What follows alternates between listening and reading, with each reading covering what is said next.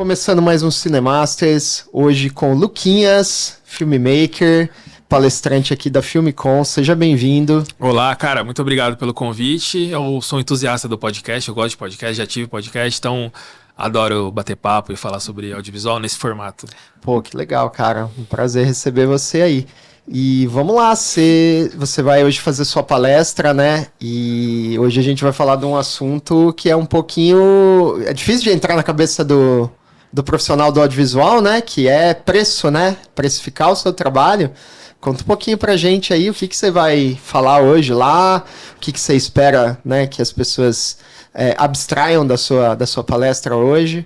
Eu quis trazer uma palestra que é uma dor, né? Sempre que você fizer pesquisa, que você perguntar o que vocês têm de problema e tal, o filmmaker em geral, o freela do audiovisual é a precificação. É sempre um tabu, ao mesmo tempo que é uma falta de clareza e não é algo muito complexo. Algo que desde os primórdios que existe matemática e venda e troca, as pessoas já fazem. Mas ainda assim, pra gente de humanas, a gente gosta de arte, a gente quer filmar, a gente quer fazer as imagens, a gente não quer ficar fazendo planilha, né? Isso não é divertido, né? E quem trabalha sozinho acaba tendo que fazer muitas coisas e uma delas é fazer a precificação correta do trabalho. E é um negócio, não é complexo, mas tem alguns conceitos, né? E se a gente não fizer da forma correta, chega no final do ano, se você olhar o que você perdeu no meio do caminho, é uma goteira, né? Você vai, sei lá, você podia comprar uma câmera, comprar um LED novo, comprar sei lá, dependendo do que for, um computador, porque você não fez as contas certas, né? E coisas que acontecem comigo, né? Você volta do trabalho e aí você vai ver quanto que você recebeu e aí sobrou R$50, sobrou R$100, sobrou... Às vezes não sobrou, às vezes você pagou, porque a gente gosta tanto de gravar, de filmar, que você faz de graça, Quem você paga. Nunca, né? Quem então, nunca? E aí, aos poucos, né, no longo prazo, você se lasca, né? Sim. Cara, e o que eu mais escuto também, né, tem uma briga também, né, do tipo, cara, você tá cobrando muito barato, aí o outro vira e fala, cara, não precisa cobrar tudo isso pra um trabalho desse, né, nós mesmos, né, dentro do nosso mercado tem uma disputa, uma competição em relação a valor, né, que de fato eu acho que prejudica um pouco o mercado também, essa questão, né, da gente não ter talvez uma base, né, uma precificação, mas conta um pouquinho assim, qual que é a sua experiência em relação a isso, o que você acha, o que você tem de dica para dar? Uma coisa que eu entendi que me tranquilizou é que o mercado ele já tem um preço ali. Então não é um negócio que você vai inventar. Quanto... Porque eu vi muito conteúdo no YouTube, em alguns cursos também, que tem esse método de precificar pelo seu custo de vida, e aí quanto que você acha que você poderia, pela sua experiência, pode cobrar isso? Fica tudo muito vago, muito subjetivo. Sim. E no mercado já tem o preço, já. Por exemplo, se você for contratar um outro filmmaker, quanto que é a sua diária? É R$1.000, R$800, já tem o preço. Só que tem um range ali de preço, né? Então, sei lá, eu vou dar um exemplo besta aqui, de uma diária de filmmaker lá, de R$500 a R$1.000, um número fictício. Você não vai cobrar 200, 100 e você não vai cobrar 5.000, 10.000. Você vai cobrar entre 500 e 1.000. Já tá, o mercado já tem esse preço. O mercado aceita essa margem. Base, né? E o problema qual que é o seguinte? As grandes produtoras ou profissionais mais das antigas têm esse receio, muitas vezes, de compartilhar os preços, porque faz parte também da segurança do negócio. Mas como... é uma indústria, as pessoas se conversam, não é um segredo tão segredo assim. Se as pessoas se comunicassem mais, evitaria que muitas pessoas cobrassem muito abaixo do que poderia cobrar. Tem bons profissionais cobrando pouco. Então, e não é questão de o cara é um mau profissional e vai cobrar menos. Não, ele tá cobrando errado, de fato, porque ele entrega um bom trabalho.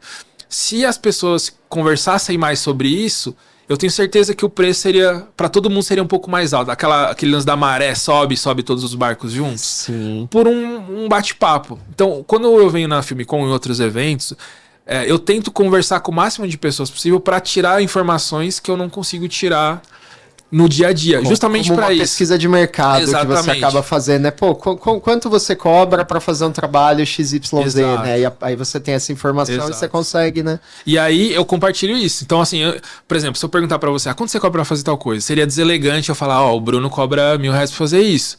Só que eu falo com você, depois falo com ele, eles estão numa média ali de R$1.000. Então eu comento com o pessoal no Instagram ou nas minhas aulas, falo, pessoal, na pesquisa que eu fiz, falei com algumas pessoas e a média que eu encontrei foi esse valor. Vocês cobrando mais ou menos isso, tá tá dentro do mercado aceitável.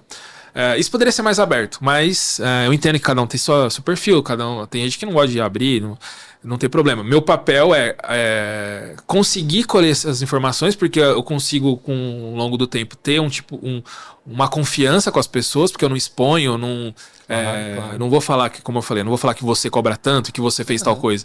Mas eu consigo filtrar e falar, eu falei com pessoas do mercado e eles cobram isso. Então dá pra vocês seguirem essa regra. Cara, legal. E o que você comentou também, né? A conta, ela é mais ou menos... Ela é simples e ela é mais ou menos padronizada, né? O mercado já admite isso, mas e não é exclusivo do nosso negócio, né? Em qualquer negociação comercial, é necessário você ter um custo que pague as despesas e que sobra o lucro, né? Que paga os impostos e sobra o lucro, certo? É daí que vem o nosso recebimento, o nosso sustento, né? Então, acho que o filmmaker ele precisa entender, né, que tem custos envolvidos em tudo isso, né? Você tem uma aquisição de equipamentos aí, né? Você tem a sua hora de trabalho, você tem depois a sua hora de edição, né? Caso você vá fazer um trabalho do começo ao fim, né? E tudo isso tem que entrar na conta, não é? Exatamente. E eu acho que um dos erros do filmmaker é ele pensar como um funcionário e não pensar como um negócio. Mesmo que você não queira, não sou um empreendedor, eu sou um operário do audiovisual, que seja.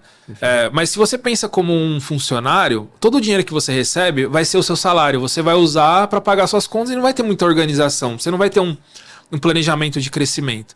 Quando você tem uma mentalidade mais de negócio e você pensa que aquilo que você faz o seu ofício, mesmo sendo sozinho, é uma empresa, que o dinheiro é da empresa, e aí você tira o seu salário a partir daquele dinheiro, aí você muda o jogo.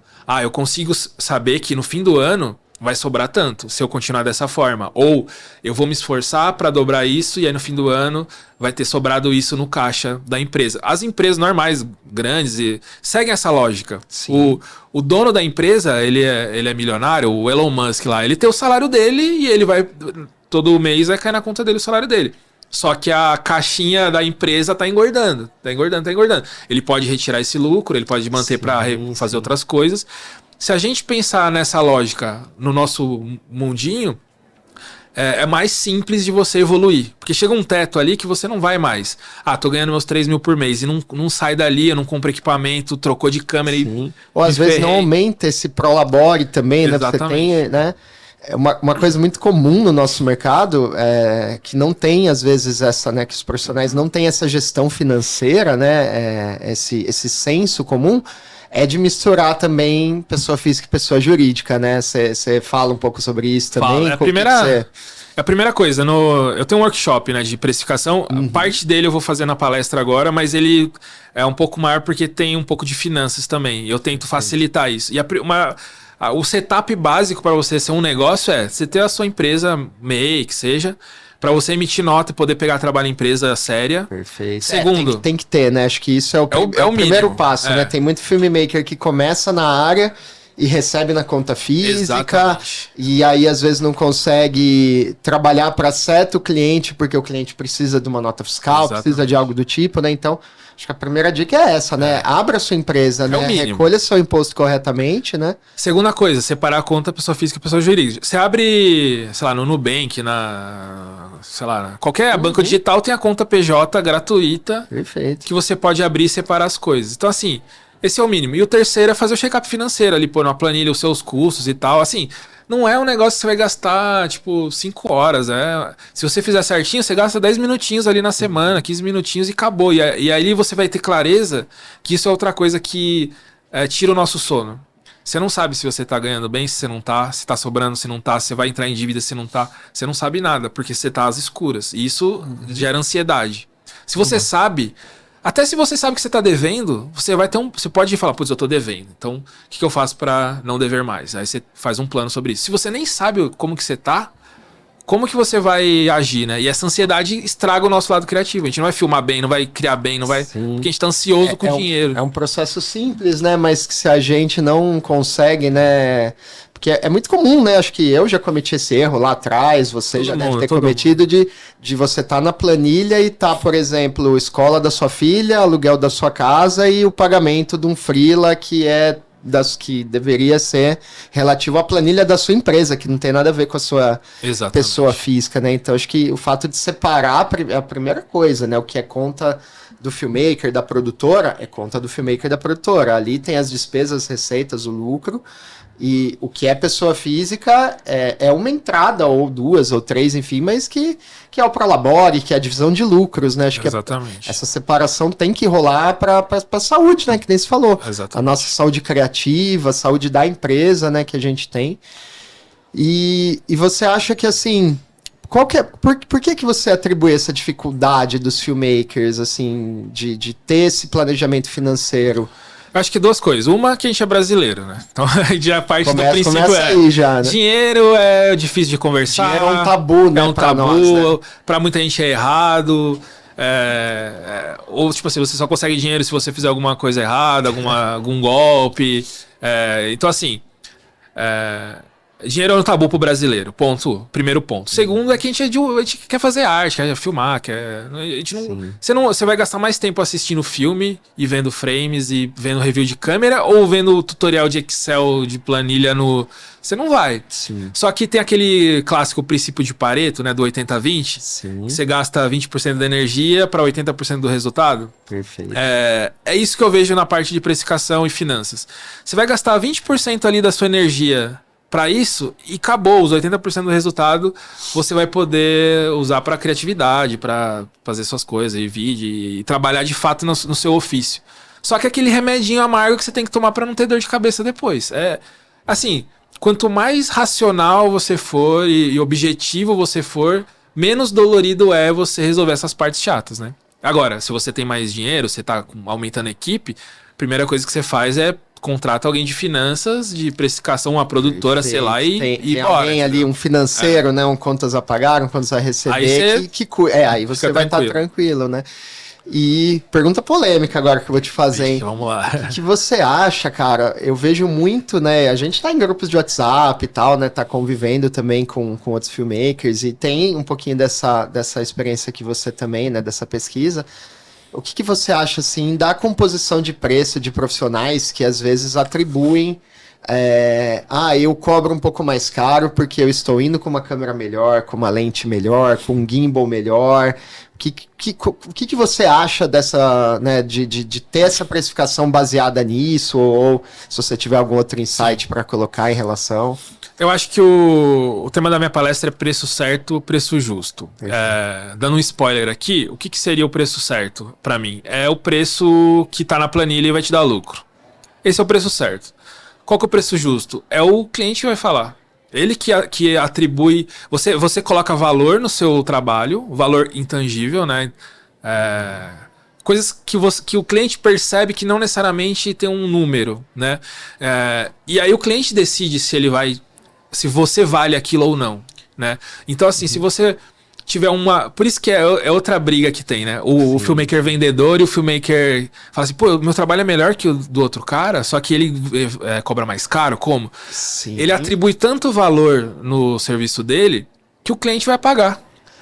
Às vezes você é muito melhor que ele, só que o cliente nem percebe que você é melhor que ele. Criativamente, às vezes você tem um filmmaker que é melhor. Sim, tecnicamente tudo, às vezes é melhor em tudo. Só que o outro, ele se promove melhor, ele vende melhor, ele se posiciona melhor e ele vai trabalhar mais e talvez vai vender o serviço mais caro, né? Exatamente. Uma coisa besta, assim, estilo de roupa mesmo. Por exemplo, eu tô de moletom e touca. Se o meu cliente é um grande empresário, de uma grande empresa de luxo, etc., e eu vou atender ele dessa forma, eu não vou transmitir o valor que talvez ele espere de mim. Ou, sei lá, às vezes eu vou fazer um casamento que é um casamento de, sei lá, de 2 milhões o custo do casamento. Eu tenho que ir com um terno, um sapato que eu não usaria no dia a dia para ir trabalhar. Sim, né? Então, às vezes até chegar com um carro eu tenho no que chegar evento, com um carro, né? exatamente. Tem esse papo, né? Uma coisa que eu faço muitas vezes tem trabalhos que eu vou de Uber, ou trabalhos que eu alugo um carro para ir, porque o cliente não pode... Sei lá, o meu carro do dia a dia é um carro popular, é um HB20. E aí, eu tô fazendo um trabalho de 100 mil reais, de 150, 200 mil reais. E aí, ao chegar no local de gravação, eu posso ter o contato com o cliente, por exemplo. Vai com um carro melhor, você aluga, você vai pagar R$200, R$300 um carro. Perfeito. Perto de um orçamento desse, não é nada. Às vezes você aluga um carro melhor só para o cliente. É um negócio idiota que não faz sentido. Mas faz sentido. Chega com um bom carro, o cliente vai sentir segurança em você, impor dinheiro em você. Sim, você devolve o carro e segue a vida. Posicionamento, entendeu? né? Exatamente. Isso é uma coisa que a galera não aceita. E é uma verdade absoluta. Né? Sim, sim. Não, eu concordo com você. Vai ter muita gente, talvez, controversa ao que a gente está concordando aqui, mas eu concordo, porque é posicionamento, né?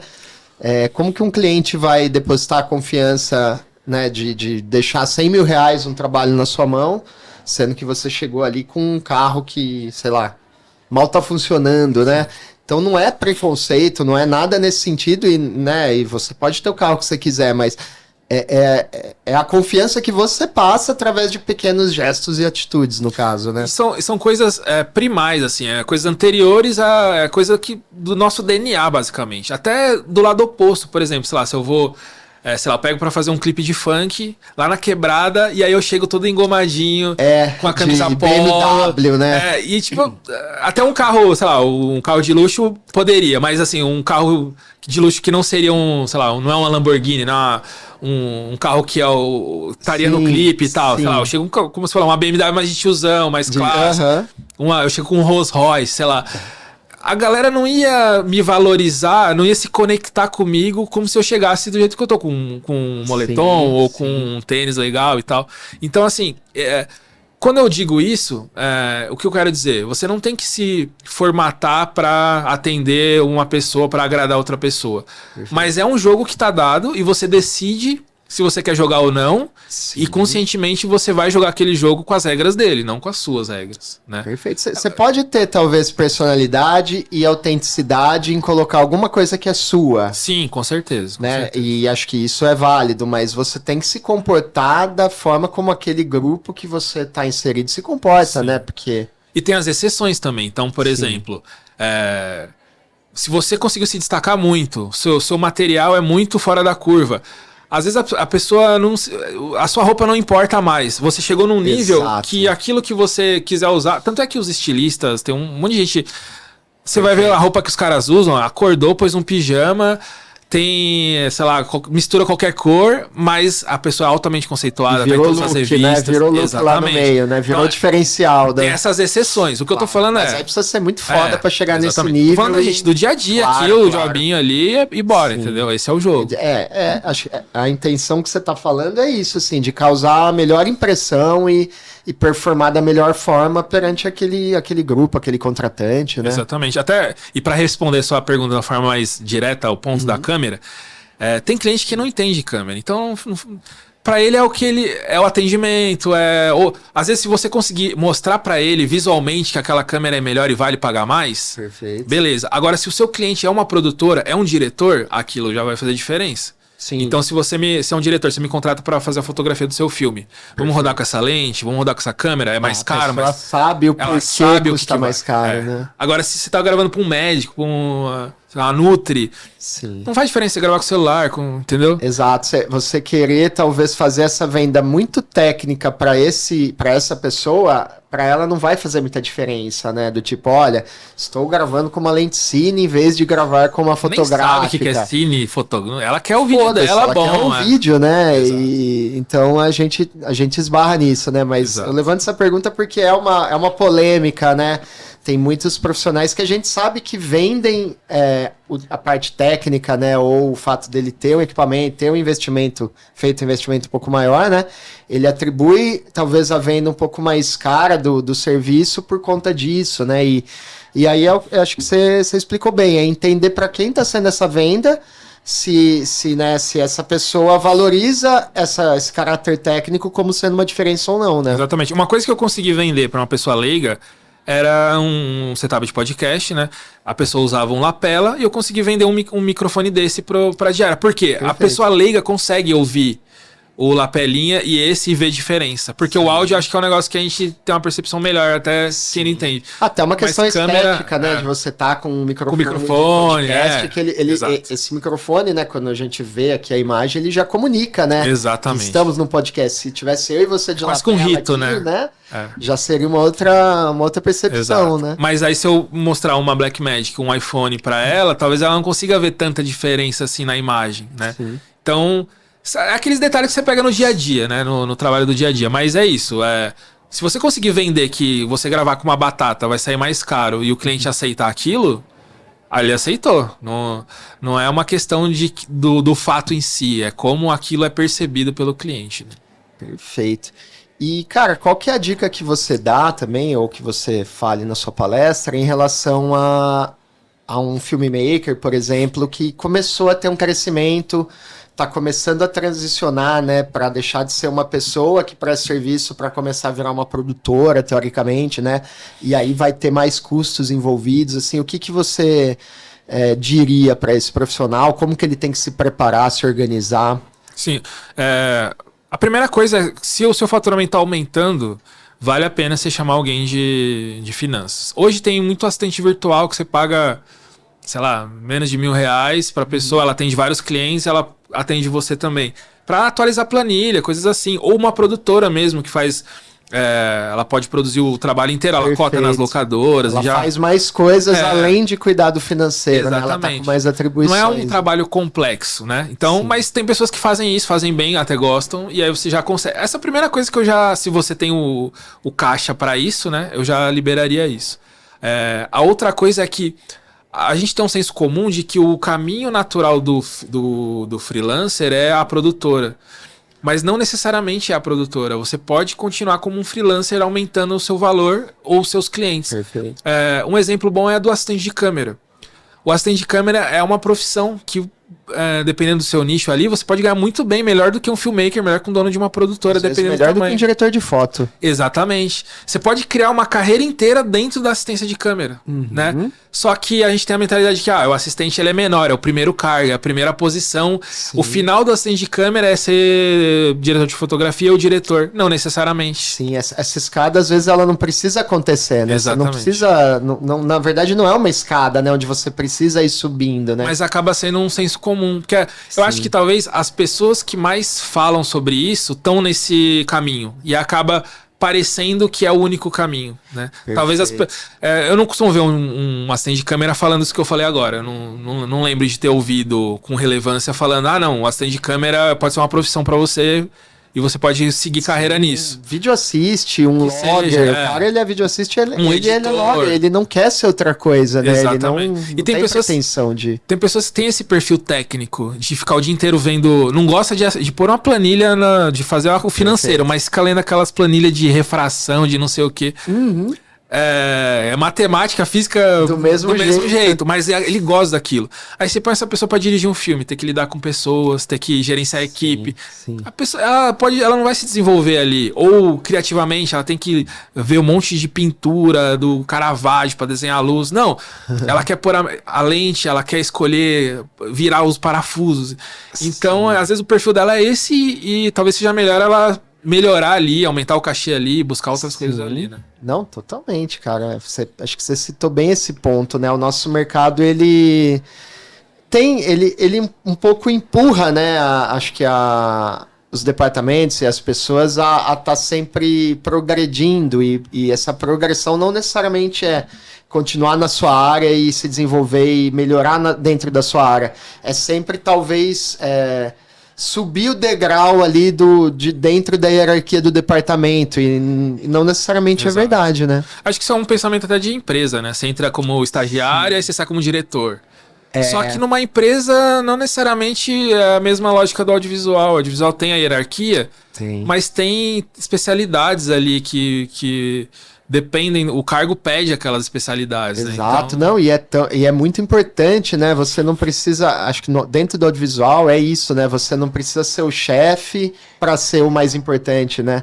Tem produções onde, cara, se você não tiver um primeiro assistente ali, o job todo tá ferrado. Exato. Se não tiver um assistente de direção, esse job tá na roça, né? Não, às vezes você tem um gaffer que o cara, sei lá, às vezes não Salve concluiu job. o primeiro grau, sei lá. Aham. Só que o cara, tipo assim, ele é o melhor de todos. Ele vai resolver, tá lá Salve 40 job. anos no cinema e...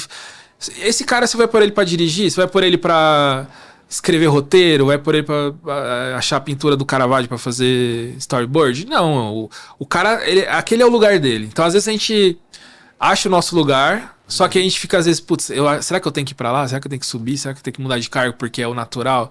Sim. E não, às vezes você tem que ficar ali mesmo. Acabou. Uma coisa que eu vejo muito também, que você vai poder me dizer melhor, mas às vezes quando um filmmaker, né, é muito comum que o filmmaker às vezes pegue alguns trabalhos, não só como freelancer, mas ele pegue um cliente final para produzir esse trabalho como se fosse uma produtora, né?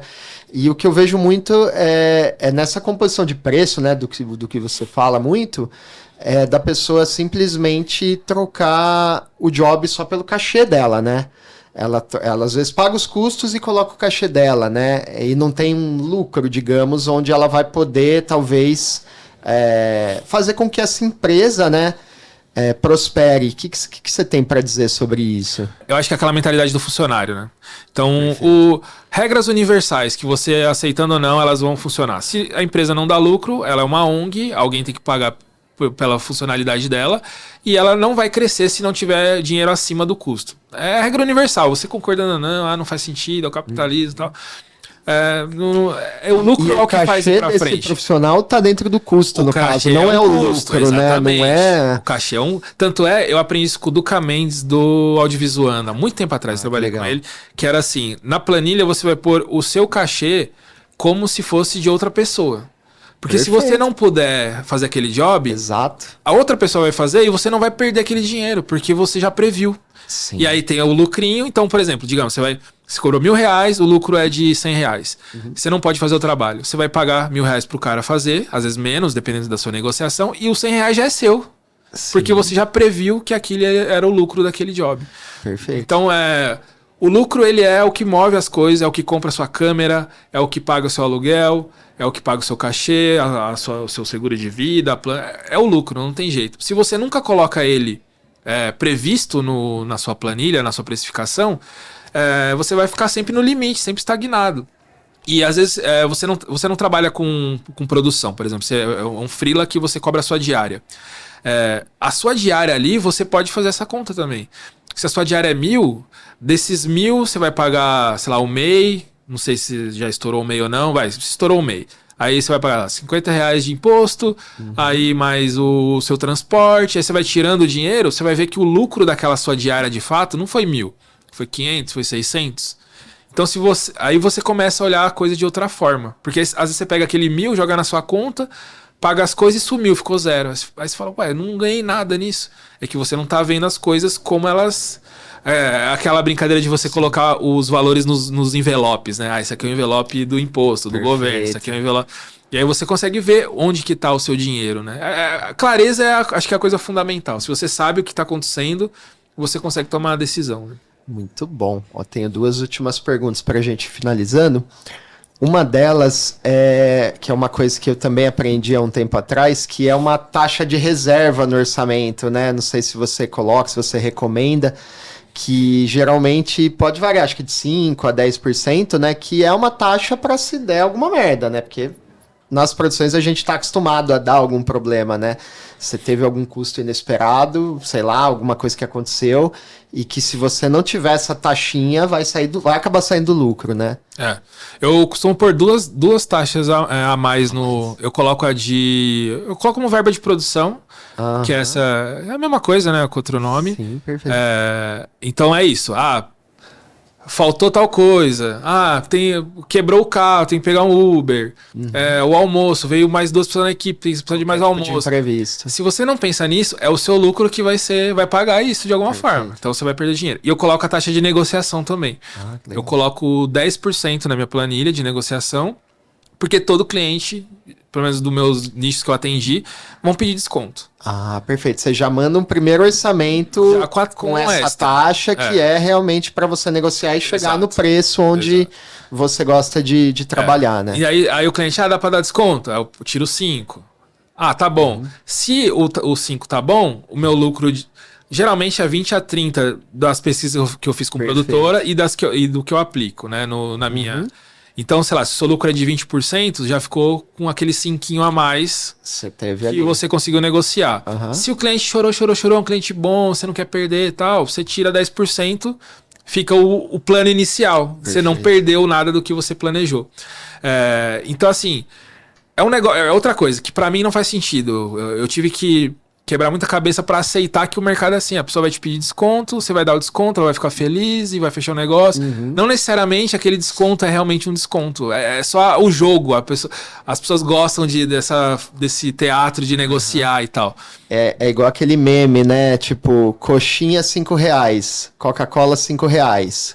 Coxinha mais Coca-Cola R$10. Aí o cara fica feliz. Não, né? Beleza, eu quero o combo. É isso. E se você cobrar R$11, a pessoa pode comprar também, porque é um combo mais caro, mas ela... É o jogo. Então, eu costumo fazer isso. Lógico, né? A soma total do meu orçamento, ele tem que estar naquela margem do mercado que eu te falei. Porque senão o cliente, ele vai olhar aquilo. Tem um assunto que a gente não trouxe, mas eu vou jogar aqui, que é o posicionamento que o preço te dá, né? Perfeito. Se você cobra muito caro pelo que você representa, as pessoas não vão querer, não vale a pena. Se você cobra muito barato, é estranho. Se eu chegar com você com um iPhone 15 custando R$500, você vai falar, pô, é roubado, é quebrado, alguma coisa assim. Então isso é importante. Também. Então, quando eu mando o preço mesmo com essa margem, ele é um preço de mercado. Ele é um preço aceitável. E aí a gente vai brigar por aqueles 10% ali. Cara, isso que você falou é muito real. É entender o nicho que você está inserido, né? Porque às vezes você cobra barato para fechar tal trabalho, mas isso é até mal visto dependendo do trabalho que você quer fechar, porque vai gerar uma desconfiança, né? Com certeza. Se chegar uma marca grande para fechar um trabalho com você, e aí a marca tá acostumada a pagar R$10.000, você cobra 3, ele fala, putz, ou não vai me entregar, ou tem uma coisa errada. Essa é outra coisa que a gente também tem vergonha de perguntar, quanto que estão pagando. Então, uma das formas de você fazer pesquisa de preço é perguntar para cliente mesmo. Eu pergunto na cara do quanto você tem de orçamento? Sim. Quanto que vocês já pagaram antes? O último trabalho que vocês fizeram pagaram quanto? Cara, isso é o ideal, né? Dados, tem né? muitos poucos clientes que assim, dão essa informação, né? Mas isso seria o ideal, né? Porque aí a gente consegue, é o que eu sempre falo também, né? A gente consegue adaptar a produção em relação à verba que o cliente tem, né? Você já sabe que, pô, não vai dar para eu ir com tal câmera, não vai dar para eu contratar X pessoas na equipe, porque não tem orçamento para isso, né? Sim. Às vezes eu jogo uns tiros de alerta, assim, numa conversa com o cliente. Eu tento ser menos burocrático, né? Então eu falo assim, você já dá uma triada, né? Porque assim, às vezes você fica fazendo um orçamento gigante, aí o cliente fala, não tenho 50 mil. Metade disso, não, eu tenho 1.000, um décimo. Às vezes eu chego assim, eu falo assim, um projeto desse no mercado, mais ou menos, vai custar, sei lá, uns 20, 30. Quanto você tem? Quanto você é perto disso? Boa, porque você já deu o valor, né? E a pessoa, ela tem o valor, ela não fala porque acha que você vai brincar com aquilo, ou vai, tipo, vou cobrar mais caro só porque ela tem. O que eu acho que todo mundo espera nessa situação é que se eu falar o preço... poderia ter sido menor, sabe? Sim. Eu falo que eu tenho 10 mil, mas na verdade você ia cobrar 5. E eu falei que eu tenho 10, você vai voltar com uma réplica de que, custa 10 então, né? Eu tento dar segurança pro cliente, que eu falo assim, eu devolvo o seu investimento em qualidade no produto. Então, assim, se você vai me pagar mais, eu vou trazer mais gente, vou trazer mais câmera e tal. Mas eu jogo esse tiro de alerta, se eu tô presencialmente, eu vejo a cara da pessoa, Aí você já fala, pô, 20 não... Ela tem menos de 20. Sim. Às vezes a pessoa fala, pô, não tenho 20, tenho 5, tenho 10.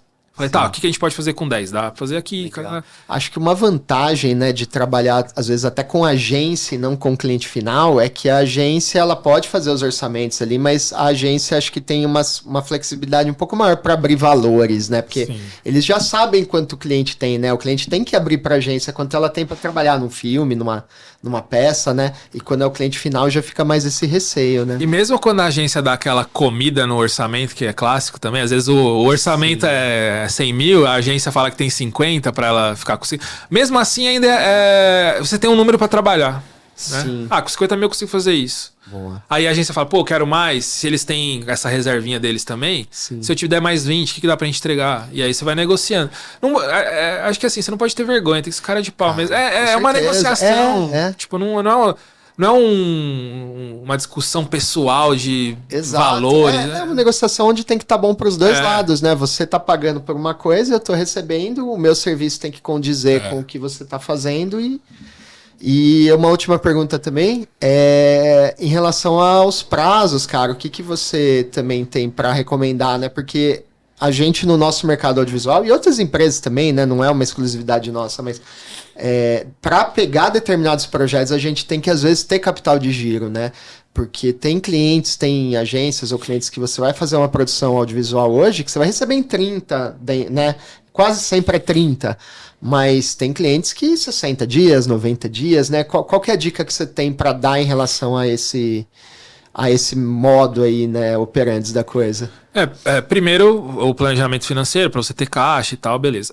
E outra coisa é aceitar que tem trabalho que você não vai pegar. Tipo, eu recusei um trabalho quando eu tava, acho que pré-pandemia ali, era um projeto para filmar na gringa, era um projeto de acho que era 150 mil reais, mais ou menos, o projeto. Certo. Só que eu tinha que absorver toda a produção. Eu fiz uma conta de padaria lá, dava, sei lá, de 150, acho que eram 120 de custo. Caramba. Você tinha que pôr 120 na frente para depois receber 150. E era 90 dias. Cara. Pra mim não dá, pra ganhar 30 mil. Não dá. Sem chance. Gostaria de ganhar 30 mil? Gostaria. Eu gostaria de fazer o projeto? Gostaria. Mas esse é um trampo de uma produtora de médio, grande porte, que tem caixa, que pra eles, esses 150, se voltar, se não voltar. E se no meio do caminho, sei lá, eu pus 150 do meu bolso. Às vezes eu, tipo, sei lá, peguei um empréstimo, ou tirei tudo da minha PF, sei lá, fiz alguma loucura pra pegar o job. E a empresa fale, atrasa, acontece qualquer coisa no meio do caminho. Acabou, produtora, acabou tudo. 150 mil em empréstimo vira 1 milhão rapidinho. Opa.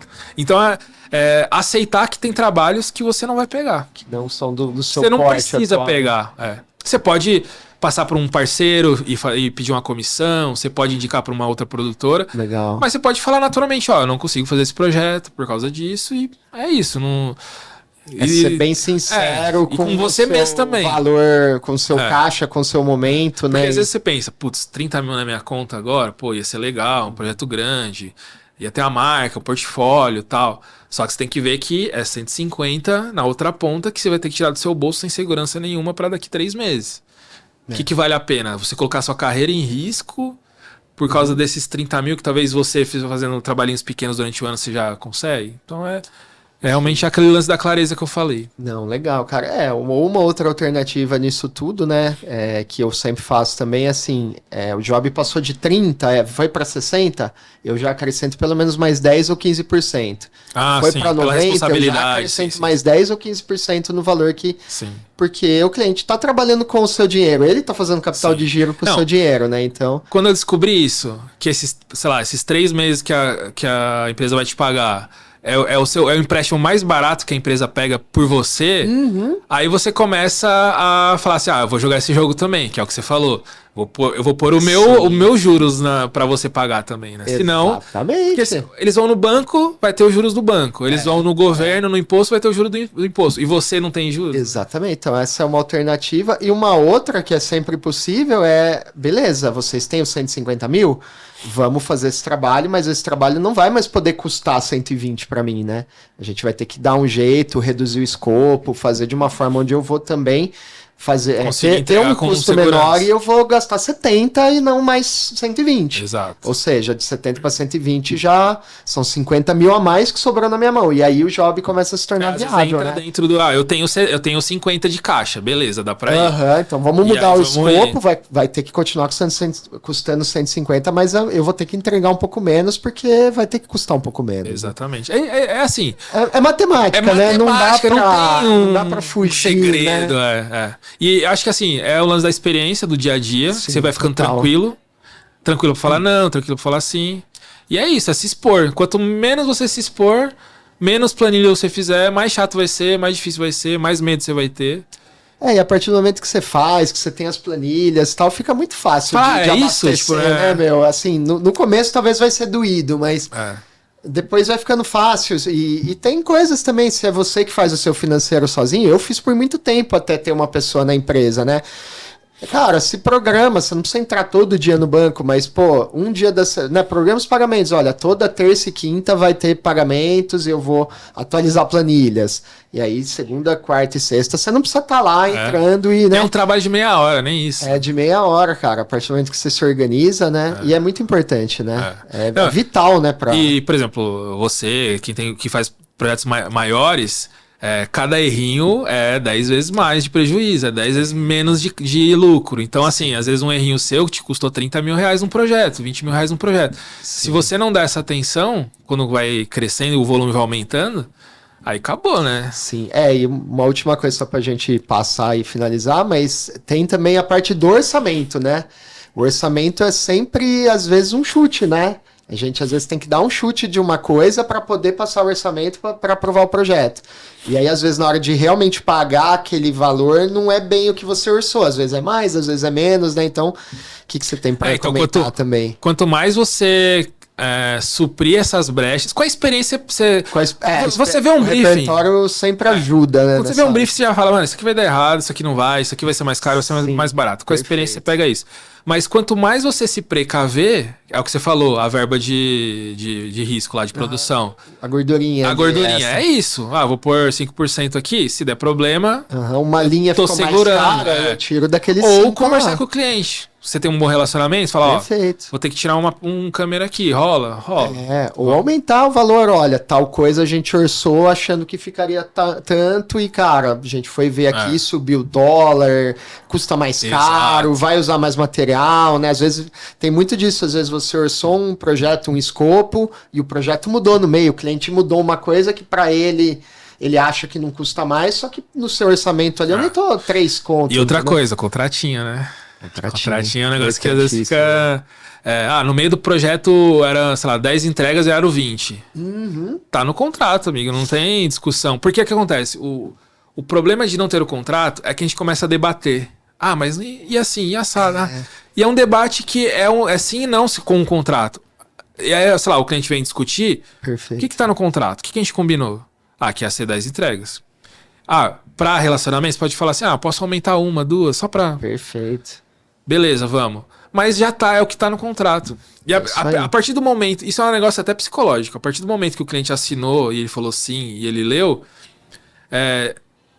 dificilmente ele vai arranjar uma desculpa ou vai querer debater com você, né? Difícil. Tem as exceções. Sim. Mas o contratinho acho que dá uma salvada nisso também. Quando fica sem contrato e tal, às vezes a coisa fica realmente... muito fica fácil. Meio na lábia, né? Às vezes a gente cede para não perder o cliente, para continuar com um bom relacionamento, mas às vezes é algo que sai do nosso bolso, né? Não exatamente. Sempre entrega que não é uma simples entrega que não vai custar mais para mim. Às vezes é algo que realmente vai onerar no orçamento e vai diminuir o nosso valor, né? E a locadora vai receber o mesmo, os seus freela vão receber o mesmo. Perfeito. Todo mundo vai receber o mesmo, aí você vai pagar. É você que vai pagar por isso. Então é uma coisa assim, é matemática, prática, dia a dia, e não tem é o que eu falei no começo.